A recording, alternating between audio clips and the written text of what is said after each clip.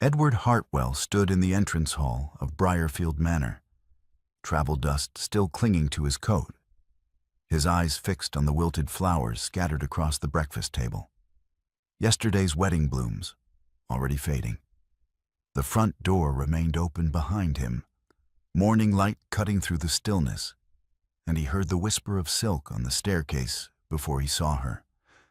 Lady Alderton descended with the measured grace of a woman who had anticipated this moment, her expression settling into something that might have been satisfaction or resignation. She stopped 3 steps from the bottom and met his gaze without flinching. "Lord Hartwell," she said, her voice carrying the calm precision of a hostess greeting an expected guest. "You are a day late." Edward's hands tightened at his sides. He looked past her, toward the doorway that led to the morning room, and his breath caught when Rosalind appeared. She wore a simple morning dress of pale blue muslin, her dark hair pinned loosely at the nape of her neck, and on her left hand, catching the light from the window, was a ring that had not been there 10 years ago, a ring that was 1 day old. The color drained from her face when she saw him, her fingers gripping the doorframe as though the floor had shifted beneath her feet. "I was told you didn't want me," Edward said, his voice rough from the long ride and the weight of 10 years carried in silence. Rosalind's lips parted, but no sound came. She stared at him as though he were a ghost, as though the sight of him standing in her stepmother's entrance hall defied every truth she had built her life upon. When she finally spoke, her voice was barely above a whisper. "I was told you never came." The words hung in the air between them, sharp and irrefutable. Lady Alderton remained on the staircase, positioned precisely between them, her hands folded at her waist. She said nothing. Her silence was deliberate, controlled, and in the stillness that followed, Edward understood that she had been waiting for this confrontation. She had known, perhaps from the moment his horse appeared on the drive, that the lie she had told 10 years ago would finally be spoken aloud. Rosalind took a single step forward, her hand falling from the doorframe. "You never wrote," she said, and now her voice carried the edge of accusation. "You vanished. I waited for weeks, and you sent nothing." "I was shown a letter," Edward said, his gaze moving between Rosalind and the woman on the stairs. "A letter in your handwriting. It said you did not wish to see me again. It asked me not to return." Her breath hitched. "I wrote no such letter." He nodded slowly. "I have seen it. Your stepmother showed it to me. It was your hand, Rosalind.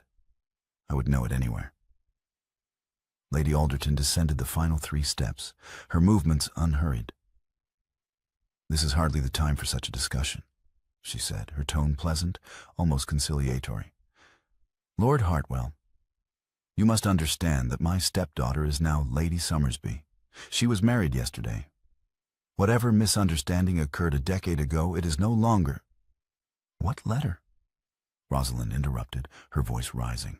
She turned to her stepmother, her fingers curling into fists. "What letter did you show him?" Lady Alderton's expression did not change.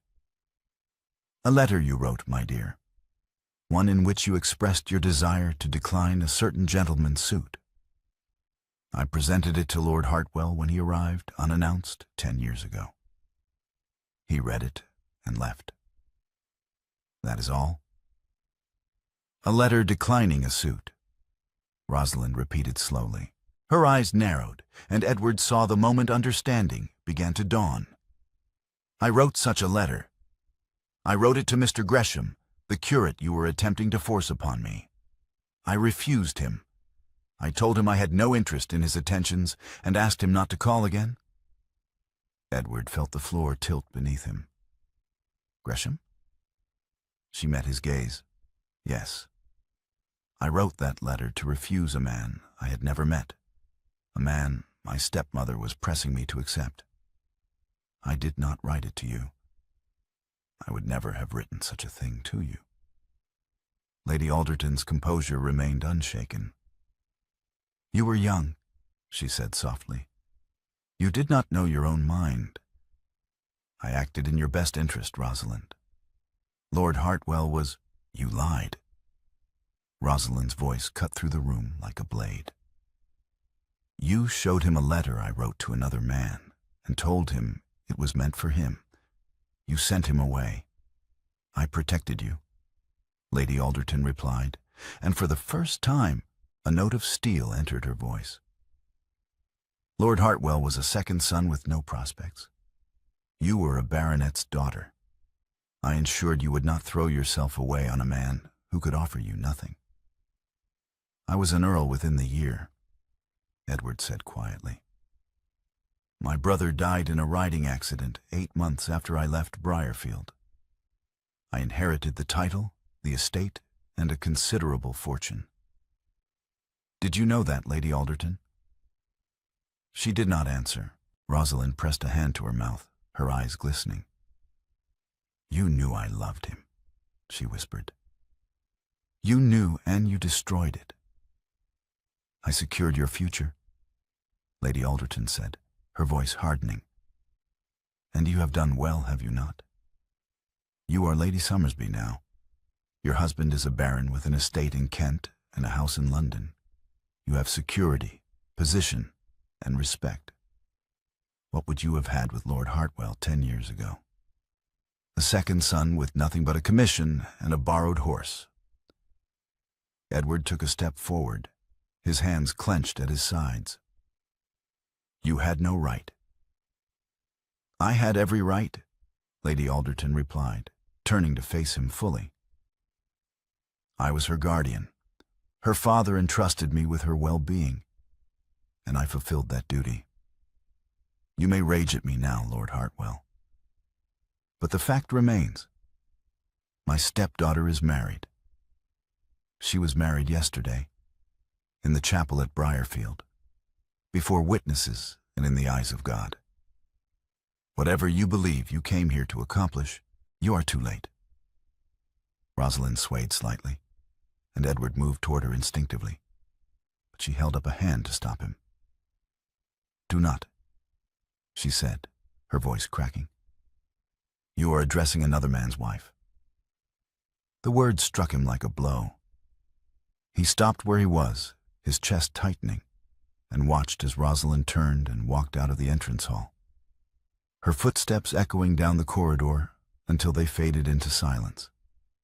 Lady Alderton remained where she was, her hands folded, her expression serene.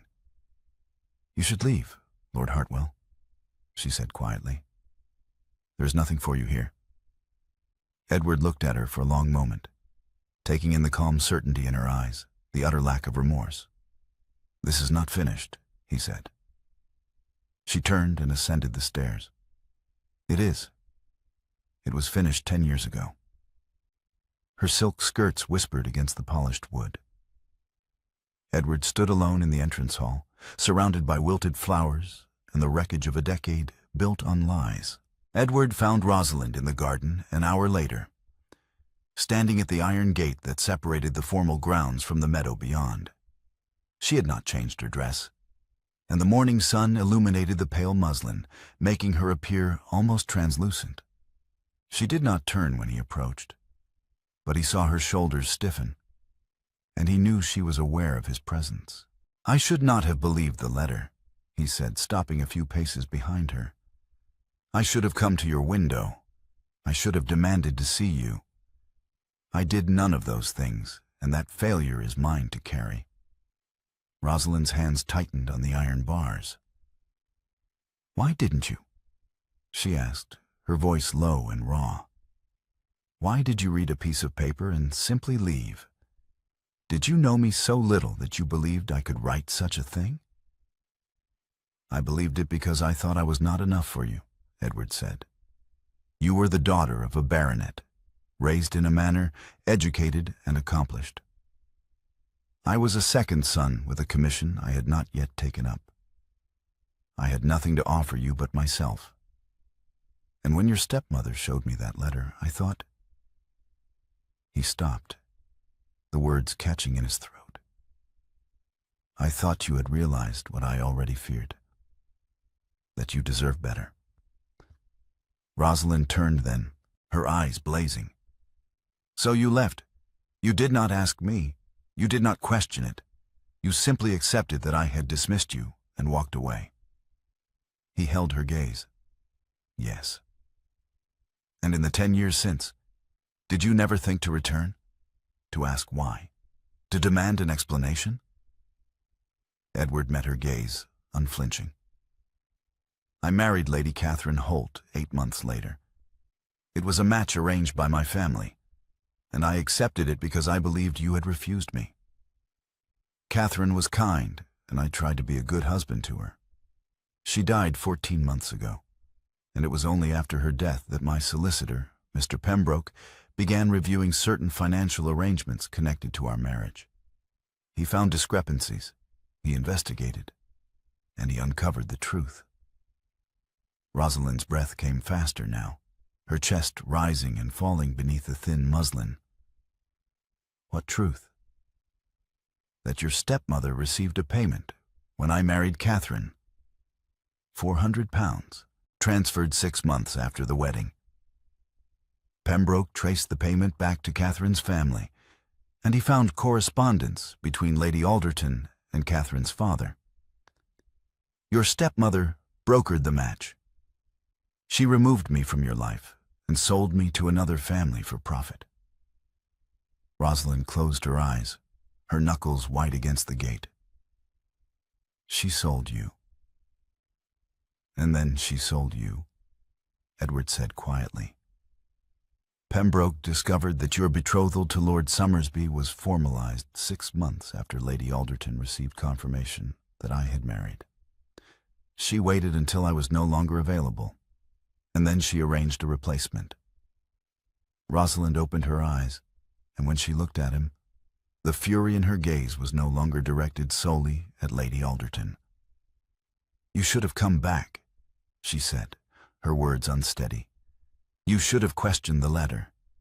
You should have trusted what you knew about me instead of what she told you. You failed me, Edward. You left me here, and I waited. I waited for years, and you never came." He drew a slow breath. "I know, and I am sorry. But I am here now." "You are a day late," Rosalind said, echoing her stepmother's words. "I am married, Edward.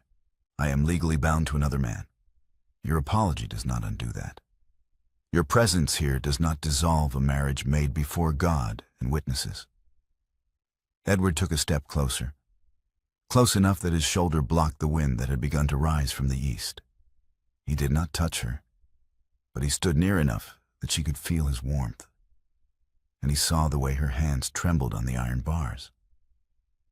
"What do you want me to do?" he asked. Rosalind shook her head, tears spilling down her cheeks. "I do not know," she whispered. "I do not know." Rosalind sat alone in the Briarfield morning room, her hands folded in her lap, staring at the portrait of her mother that hung above the mantelpiece. The room was quiet, the fire burning low in the grate. And outside the window, the afternoon light had begun to fade into evening. She had not seen Edward since their conversation in the garden, and she had not spoken to her stepmother since the confrontation in the entrance hall.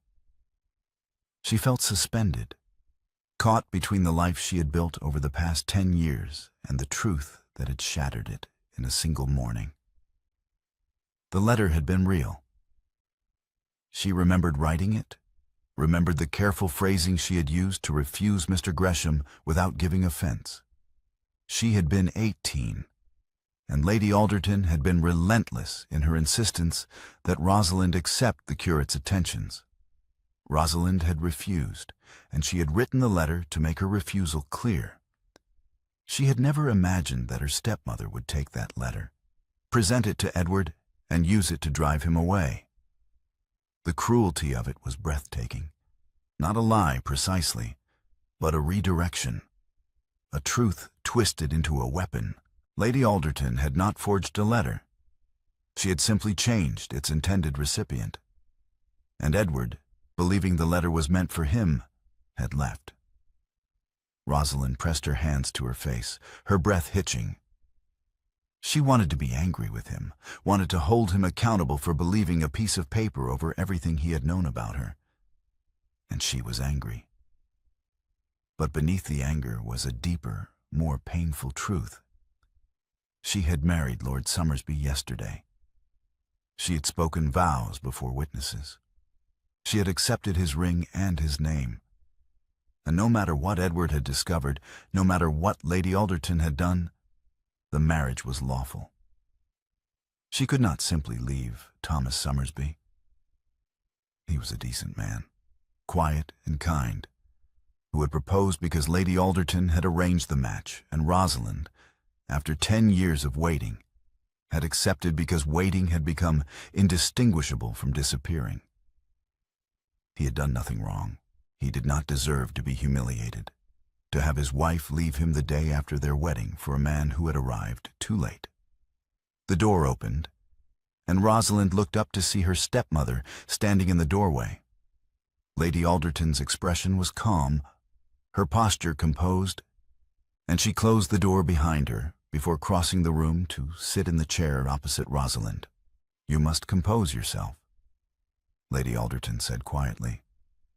"Lord Somersby will return from his estate business this evening, and he must not find you like this." Rosalind stared at her.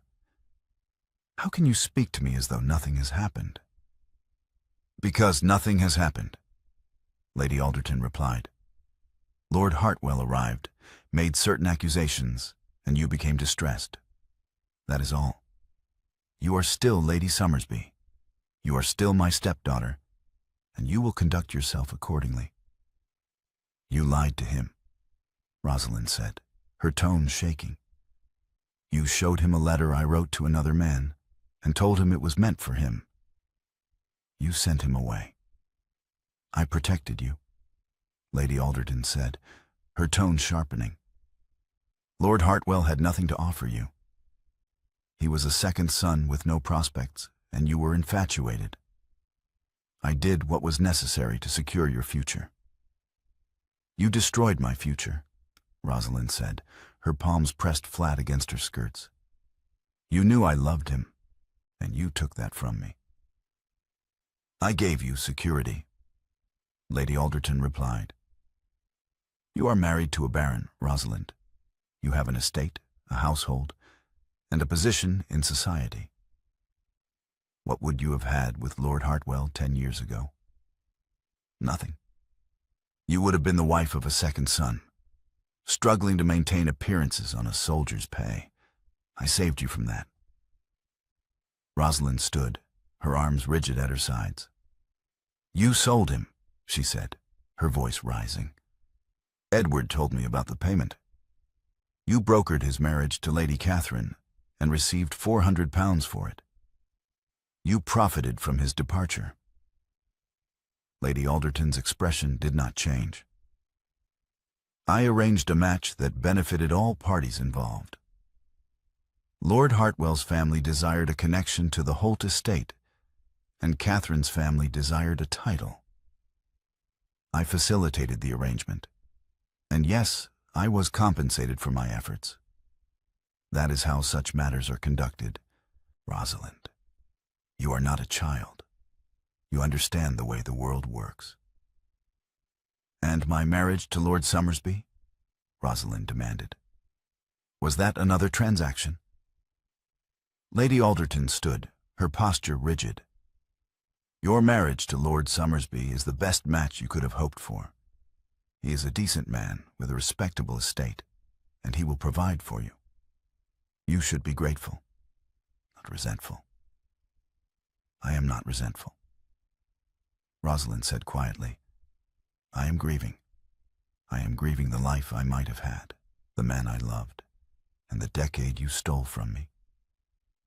Lady Alderton's eyes hardened. "You are being dramatic. Lord Hartwell is here now, and you are married. The past is irrelevant. What matters is your conduct going forward. If you are seen with him, if you allow him to speak to you privately, if you give anyone reason to question your loyalty to your husband, I will ensure that the consequences fall on you, not on me. Rosalind stared at her stepmother, seeing her clearly for the first time. You are afraid, she said slowly. You are afraid that the truth will come out, and that you will be held accountable. Lady Alderton's lips thinned. I am not afraid. I am practical, and you would do well to be practical as well. Lord Hartwell will leave, Rosalind. He will return to his estate, and you will remain here with your husband. That is the reality of your situation. Accept it. She turned and left the room, the door closing softly behind her. Rosalind sank back into her chair, her shoulders sagging, and stared at the portrait of her mother until the light faded completely, and the room was swallowed by darkness. Lord Thomas Somersby sat at the breakfast table in his London townhouse, a letter from his estate manager spread before him, when Lady Alderton was announced. He looked up in surprise as she entered, her morning dress immaculate, her expression warm and pleasant. She accepted the chair he offered and declined tea, folding her hands in her lap with the ease of a woman accustomed to such visits. I apologize for calling so early, she said, her voice carrying a note of maternal concern. But I felt it necessary to speak with you privately, Lord Somersby, regarding a matter that has arisen at Briarfield. Somersby set down the letter, his attention now fully on his mother-in-law. Is Rosalind well? She is distressed, Lady Alderton said, her expression softening. And with good reason. Lord Hartwell arrived at Briarfield yesterday morning. He appeared unannounced, and he has been persistent in his attempts to speak with her. Somersby frowned. Lord Hartwell? I am not familiar with the name. He is an earl, Lady Alderton said, her tone carefully neutral. He and Rosalind were acquainted in their youth. He left Briarfield 10 years ago, and we had not heard from him since. His arrival the morning after your wedding is unfortunate, and it has caused talk among the staff. Somersby's frown deepened. What sort of talk? The sort one would expect, Lady Alderton said delicately. A widower arriving at your wife's childhood home the day after her wedding, seeking private conversations with her. You must see how that appears, Lord Somersby. Somersby leaned back in his chair, his gaze steady. What are you suggesting, Lady Alderton? I am suggesting that you speak with your wife, Lady Alderton said, her voice gentle. She is young, and she may not fully understand the implications of receiving a gentleman in such circumstances. I have no doubt that her intentions are entirely proper, but appearances matter. You know this as well as I do. Somersby studied her for a long moment, his face giving nothing away. You are concerned about scandal. I am concerned about my stepdaughter's reputation, Lady Alderton replied. And yours, Lord Somersby. You are a man of standing, and your wife's conduct reflects upon you. I would not have troubled you with this matter if I did not believe it warranted your attention. Somersby nodded slowly. I will speak with Rosalind, he said. Thank you for bringing this to my attention. Lady Alderton rose, her smile warm. I knew you would understand. You are a sensible man, Lord Somersby. Rosalind is fortunate to have you. She left the townhouse with the same grace with which she had arrived, and Somersby remained at the table, staring at the letter from his estate manager, without seeing it. Something in Lady Alderton's manner had unsettled him. Her concern had been expressed with perfect propriety, but beneath the pleasantries, he had sensed something harder, something calculated. She had been more concerned with reputation than with Rosalind's distress, and that struck him as odd. A mother, or a stepmother, should be concerned first with her daughter's well-being, not with appearances. He folded the letter and set it aside, his mind turning over the conversation. He would speak with Rosalind, as he had promised, but he would also ask his own questions. Edward found Rosalind in the garden again that afternoon, standing in the same place she had stood that morning, her hands gripping the iron gate. The wind had risen, carrying with it the scent of rain, and he approached slowly, giving her time to hear his footsteps and turn away if she wished. She did not turn away. She remained where she was, her gaze fixed on the meadow beyond the gate, and when he stopped beside her, near enough that he shielded her from the gusts, she did not move. "I spoke with Mr. Pembroke," Edward said quietly. "My solicitor. He is continuing to investigate the financial arrangements surrounding my marriage to Catherine. He believes there may be additional documents that clarify the full scope of Lady Alderton's involvement." Rosalind's grip on the gate tightened. What will that accomplish? "It will establish the truth," Edward said. "It will show that your stepmother orchestrated my departure and profited from it. And it may provide grounds for..." "For what?" Rosalind interrupted, her voice sharp. "For annulment. I am married, Edward. I spoke vows before God. I accepted Thomas Summersby's ring and his name. No document, no matter what it reveals, will dissolve that." He drew breath to respond. "Rosalind, do not speak to me of truth," she said, turning to face him. Her eyes were red, her cheeks pale, and the fury in her gaze was no longer directed solely at Lady Alderton. "You want to establish the truth now, after 10 years? Where was your desire for truth when you read that letter and left? Where was your need for clarity when you married Lady Catherine 8 months later?" Edward absorbed the blow without flinching. "I have no excuse," he said. "I failed you. I believed a lie and I did not return. That is my burden to carry." "And what am I to do with that?" Rosalind demanded. "Am I to forgive you because you have apologized? Am I to leave my husband because you have finally decided to question what you were told?" "I am not asking you to leave him," Edward said quietly. "I am asking you to let me fight for you, to let me uncover the full extent of what Lady Alderton did, and to give you the choice she took from you 10 years ago."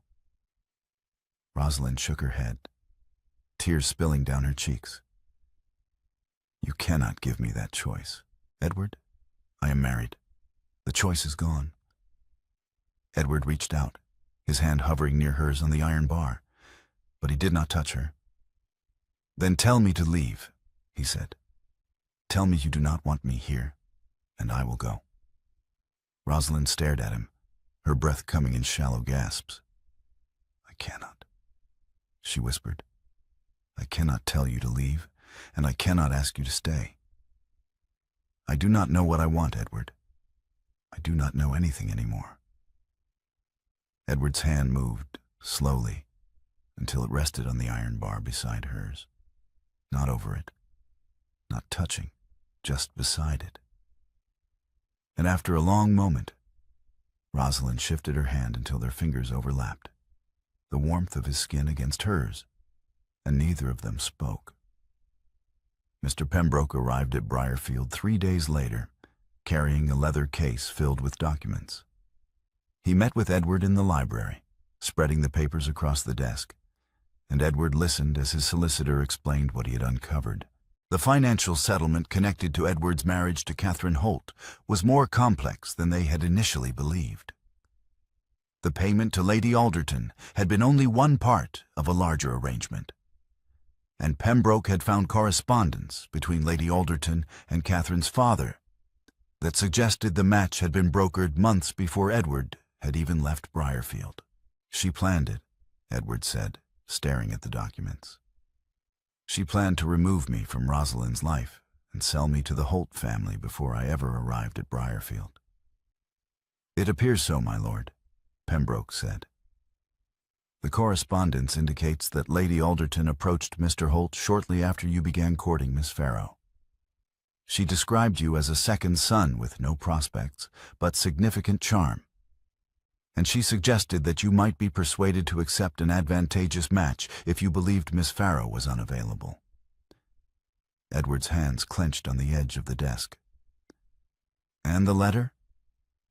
The letter was the mechanism, Pembroke said. Lady Alderton intercepted Miss Farrow's refusal to Mr. Gresham and presented it to you as her refusal of your suit.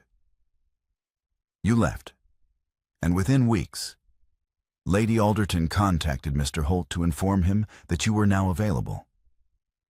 The match was arranged quickly, and the settlement was paid 6 months after the wedding. Edward looked up, his jaw tight. Can this be proven? The correspondence exists, Pembroke said, and I have located the settlement documents. However, proving that Lady Alderton acted with malicious intent may be more difficult. She can claim that she was acting in Miss Farrow's best interest, and that the financial arrangement with the Holt family was a separate matter. Edward stood, pacing to the window. What about Rosalind's marriage to Lord Somersby? Can we establish that it was arranged under false pretenses? Pembroke hesitated. That would require Lord Somersby's cooperation, my lord. If he is willing to testify that Lady Alderton brokered the match without his full knowledge of the circumstances, it may be possible to petition for an annulment. But if Lord Somersby refuses, or if he believes the marriage to be valid and binding, there is little we can do. Edward turned back to his solicitor. Then we must speak with Lord Somersby. Lord Somersby returned to Briarfield that evening, and he found Rosalind in the morning room, sitting by the fire with a book open in her lap. She looked up when he entered, her expression guarded, and he saw the tension in her shoulders, the way she held the book as though it were a lifeline. Rosalind, he said quietly, crossing the room to sit in the chair opposite her. We need to speak. She set the book aside, her hands folding in her lap. About what? About Lord Hartwell, Somersby said. Your stepmother came to see me in London. She told me he has been here, that he has been seeking private conversations with you. She suggested that his presence has caused talk among the staff. Rosalind's face grew stern. My stepmother is concerned about appearances. Are the appearances false? Somersby asked, his tone gentle but firm. Rosalind met his gaze. Lord Hartwell and I were acquainted 10 years ago. He left Briarfield under circumstances that I did not fully understand until he returned. He came here to tell me the truth about why he left, and that truth has complicated matters. Somersby leaned forward, his elbows resting on his knees. What truth? Rosalind hesitated, and then, slowly, she told him. She told him about the letter, about Lady Alderton's deception, about the financial settlement connected to Edward's marriage. She spoke quietly, her voice steady. And when she finished, Somersby sat back in his chair, his features carefully neutral. Your stepmother lied to him, he said finally. She showed him a letter you wrote to another man and told him it was meant for him. She nodded. Yes. And she profited from his subsequent marriage. Another nod. Yes. Somersby was silent for a long moment, his gaze fixed on the fire. And our marriage? He asked. Was that arranged in the same manner? Rosalind's breath hitched. I do not know, she said. Edward's solicitor is investigating, but I do not know the full extent of Lady Alderton's involvement in our betrothal. Somersby nodded slowly, his mouth a thin line. I see. He stood, and Rosalind rose with him, her body tense. Thomas, she said, her words catching. I am sorry. I did not know. You have nothing to apologize for, Summersby said, his tone firm. If what you have told me is true, then you are the victim of a terrible deception, and I will not stand by and allow it to continue. He left the morning room, and Rosalind sank back into her chair, her hands pressed to her face as the fire burned low in the grate. Lady Alderton found Lord Summersby in his study the following afternoon. She entered without knocking, her expression pleasant, and she closed the door behind her before crossing the room to stand before his desk. Summersby looked up from the letter he had been writing, his expression cool, and he set down his pen. Lady Alderton, he said, I was not expecting you. I came to speak with you privately, she said, her tone warm. I understand that you have been speaking with Rosalind about Lord Hartwell's visit. He inclined his head. I have. Then you understand the delicacy of the situation. Lady Alderton continued. Lord Hartwell is a widower with a certain reputation, and his presence here has caused concern. I believe it would be best if you spoke with him directly and asked him to leave. Summersby leaned back in his chair, his gaze steady. Why would I do that? Lady Alderton's smile faltered slightly. Because his presence is a threat to your wife's reputation. Surely you see that. What I see, Summersby said quietly, is that you are very concerned about Lord Hartwell's presence. More concerned, I think, than you should be if his visit were merely a matter of propriety. Lady Alderton's demeanor shifted, growing colder. I am concerned about my stepdaughter's well-being. Are you? Summersby asked. Or are you concerned about what Lord Hartwell might reveal? Lady Alderton's hands tightened at her sides.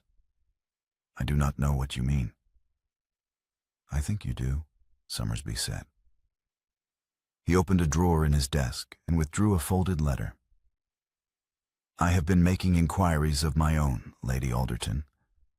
I spoke with my solicitor, and I asked him to review the circumstances surrounding my betrothal to your stepdaughter. He found several interesting documents. Would you like to see them? Lady Alderton's composure flickered, and for the first time, Summersby saw something like fear in her eyes. That is not necessary, she said. I think it is, Summersby replied. He unfolded the letter and placed it on the desk between them. This is a letter from you to my mother, written 18 months ago. In it you describe Rosalind as a quiet, accomplished young woman who would make an excellent wife for a man of standing. You suggest that I might find her suitable, and you offer to facilitate an introduction. Lady Alderton said nothing. My mother forwarded your letter to me, Summersby continued, and I accepted the introduction because I trusted her judgment. I met Rosalind, and I found her to be everything you described. But what you did not tell me, Lady Alderton, is that you had been brokering matches for years, that you had profited from arranging marriages for other families, and that you had a particular interest in ensuring that Rosalind married someone you could control. Lady Alderton's voice was low and cold. You are mistaken. He met her eyes. Am I? Then perhaps you can explain why you visited me in London and threatened to accuse my wife of adultery if I did not force Lord Hartwell to leave. Lady Alderton's breath caught. I made no such threat. You did, Summersby said, his words hardening. You told me that if Rosalind was seen with Lord Hartwell, you would tell Lord Pemberton that she had invited him. You said she would be the adulteress, not the victim, and you said I would be the cuckold. Lady Alderton's face went pale. That was not a threat. It was a warning. It was a threat, Summersby said. And it made me wonder why you would threaten me unless there was something you needed me not to find. So I asked my solicitor to investigate further. And he found this. He withdrew a second document from the drawer and placed it on the desk. Lady Alderton stared at it, her fingers quivering, and Summersby saw the moment she recognized it. "This is a financial settlement," Summersby said quietly. "It shows that you received £400 when Lord Hartwell married Lady Catherine Holt. My solicitor also found correspondence between you and Mr. Holt, indicating that you brokered the match.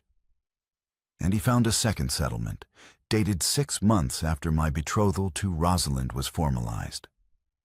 This settlement shows that you received an additional £200 from my mother's estate as compensation for arranging the match."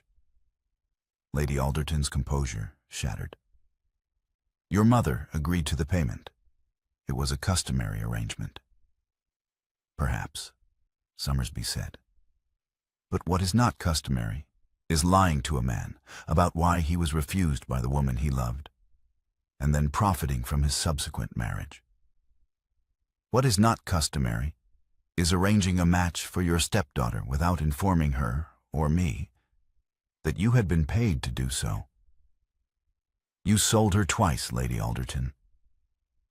Once to the Holt family, and once to me." Lady Alderton straightened, her voice rising. "I secured Rosalind's future. I ensured that she would be provided for. Everything I did for her benefit." He shook his head. "No. Everything you did for yourself." He stood, and Lady Alderton took a step back, her hands gripping the back of the chair for support. "I will not be party to this deception any longer," Summersby said. "I will be writing to my solicitor tomorrow morning, and I will be instructing him to begin annulment proceedings. I will not remain married to a woman who was purchased for me." Lady Alderton's voice was sharp with desperation. "If your wife is seen with Lord Hartwell, I will tell Lord Pemberton she invited him. She will be the adulteress, not the victim. And you, Lord Summersby, will be the cuckold." Summersby stared at her, his expression cold. "You have already made that threat, Lady Alderton. And it has already failed? I suggest you leave Briarfield before I decide to make these documents public." Lady Alderton's hands shook as she turned and left the study, the door closing behind her with a soft click. Summersby stood alone, staring at the documents on his desk, and for the first time since his wedding, he felt the weight of the deception lift from his shoulders. Rosalind sat at the kitchen table late that night, her hands wrapped around a cup of cold tea. The house was silent. The staff long since retired, and she had come down to the kitchen because she could not bear to remain in her room any longer. She was afraid. Afraid of what Thomas Summersby would do. Afraid of what would happen when the truth became public, afraid of the choice she would be forced to make. The door opened, and she looked up to see Edward standing in the doorway. He wore no coat, his shirt open at the collar, and his hair was disheveled as though he had been running his hands through it. He crossed the room and sat down in the chair opposite her, his movements slow and deliberate, and he reached across the table and placed his hand palm up on the scarred wood between them. It was an offer, not a claim, an invitation, not a demand. Rosalind stared at his hand for a long moment, her breath catching in her throat. And then, slowly, she placed her hand in his. His fingers closed around hers, warm and solid. And they sat like that in the dim light of the kitchen, neither of them speaking, until the candle on the table burned down to a stub and guttered out. The next morning, Rosalind stood in the corridor outside Lady Alderton's room, her jaw set. She had just left a confrontation with her stepmother, a confrontation in which she had spoken the words she had been holding back for 10 years. She had told Lady Alderton that everything she had lost, her stepmother had arranged. She had told her that the lie had stolen a decade and that no amount of security or position could replace what had been taken. Lady Alderton had not apologized. She had stood in her room, her expression cold and unyielding, and she had said, "You think truth will protect you? You are a baronet's daughter married to a baron. Without me, you would have been a governess. Everything you have, I arranged." And Rosalind had answered, her voice steady and clear, "Everything I lost, you arranged too."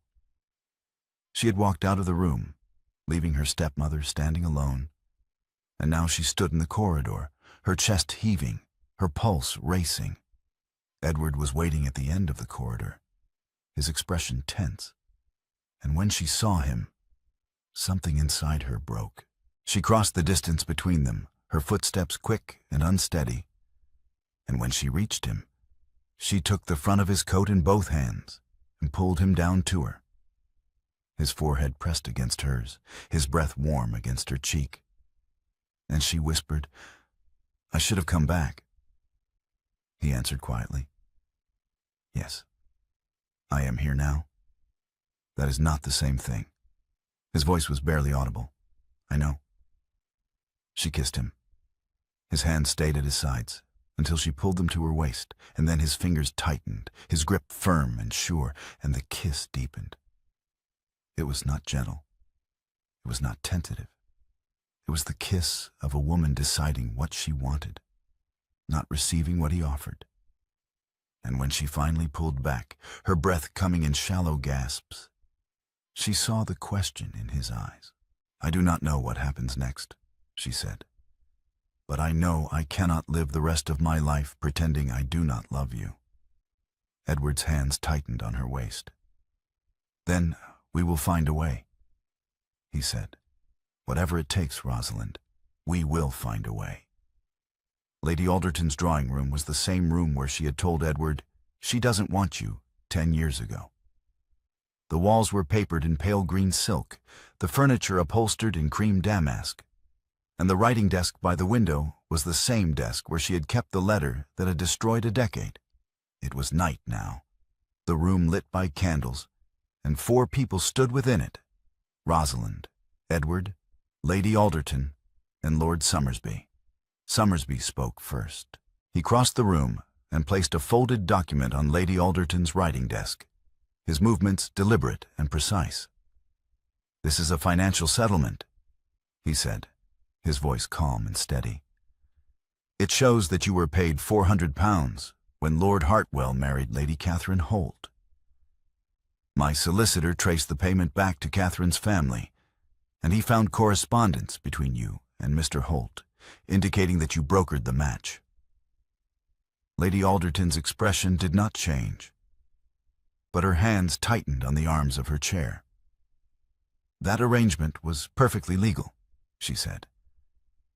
"I facilitated a match that benefited both families." "And this?" Somersby continued, placing a second document on the desk, "is a record of the payment you received from my mother's estate when my betrothal to Rosalind was formalized.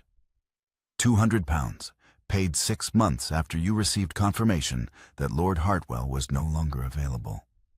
Lady Alderton's composure flickered, and she rose from her chair, on her voice sharp. "Your mother agreed to that payment. It was a customary arrangement for facilitating a suitable match." "Perhaps," Somersby said. "But what is not customary is lying to a man about why he was refused by the woman he loved, and then profiting from his subsequent marriage. What is not customary is arranging a match for your stepdaughter without informing her or me that you had been paid to do so. You sold her twice, Lady Alderton, once to the Holt family and once to me." Lady Alderton's voice rose, her control slipping. "I secured her future. I ensured that she would be provided for. Everything I did for her benefit." Rosalind stepped forward. "No, you sold my future, and you told me he chose to leave." She turned to Edward, and her voice softened. "And you believed her. You did not come to my window. You did not write. You did not ask my father. You read a letter and you left. Edward's mouth tightened. No, I did not. I have no excuse. I have no... Rosalind, I failed you, and that failure is mine to carry. Rosalind turned back to her stepmother, and her tone grew cold. I am going to say this in the room where you said it to him. He wanted me. I wanted him. You knew both things, and you lied. Lady Alderton's hands shook, her composure cracking. You are being dramatic, she said, her voice rising. You are married, Rosalind. You spoke vows before God. No amount of truth will dissolve that. Summersby spoke quietly. No, but I will. The room fell silent and all eyes turned to him. Summersby's expression was calm, his posture composed, and he spoke with the quiet authority of a man who had made his decision and would not be swayed. I will not remain married to a woman who was a transaction, he said. My solicitor will begin annulment proceedings tomorrow morning. I will testify that the marriage was arranged under false pretenses, and that I was not informed of the full circumstances surrounding the betrothal. The annulment will be granted. Lady Alderton stared at him, her face pale. You cannot do this, she said. You will be humiliated. Your family will... My family will understand, Summersby said. And my honor will remain intact. I will not keep a wife who was purchased for me. He turned to Rosalind, and his expression softened. You deserve better than this, he said. You deserve a choice, and I will not stand in the way of that. He walked to the door, opened it, and left the room without looking back. The door closed behind him, and the three remaining figures stood in silence. Lady Alderton sank into her chair, her body trembling, and Edward moved to stand beside Rosalind, his hand finding hers. This is not finished, Lady Alderton said, her voice low and bitter. You think you have one, but you have not.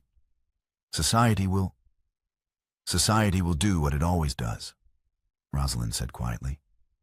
It will talk, and then it will move on. But you, Lady Alderton, will not move on. You will remain here, in this house, in this room, with the knowledge of what you have done. And that, I think, is a punishment worse than anything I could inflict. She turned and walked out of the drawing room, Edward following close behind, and Lady Alderton was left alone in the room where she had told the lie that had destroyed 10 years. The settlement documents lay on her desk, the candles flickered in their sconces, and the silence pressed in around her like a shroud.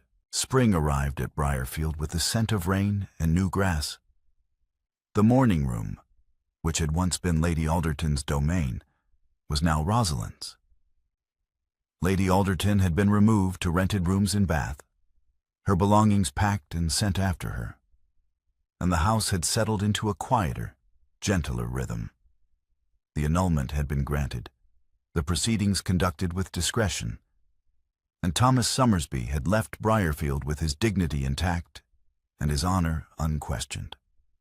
Rosalind stood at the Briarfield garden gate one morning in early April, the wind carrying the scent of wildflowers from the meadow beyond.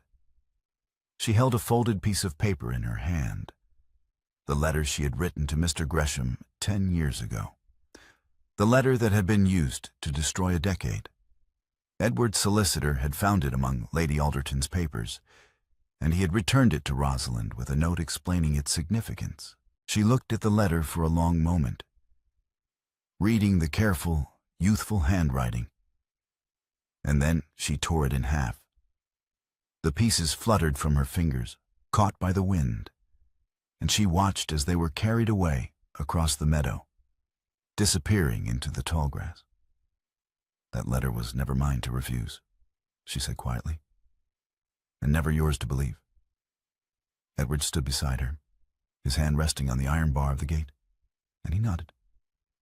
No, he said. It was not.